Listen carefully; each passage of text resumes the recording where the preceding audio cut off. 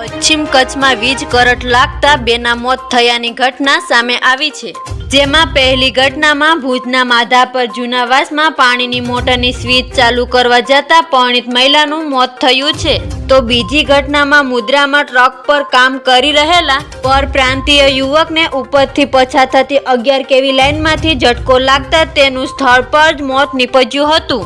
માધાપર જૂનાવાસમાં સુમરાવાડી વિસ્તારમાં રહેતા મલુકાબાઈ સુલેમાન સુમરા બુધવારે સાંજે 5:30 વાગ્યે પોતાના ઘરે પાણીની મોટર ચાલુ કરી રહ્યા હતા, ત્યારે સ્વિચમાંથી ઇલેક્ટ્રિક કરંટ લાગ્યો હતો।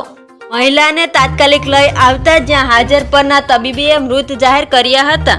માધાપર પોલીસે બનાવની નોંધ લઈ આગળની કાર્યવાહી કરી હતી।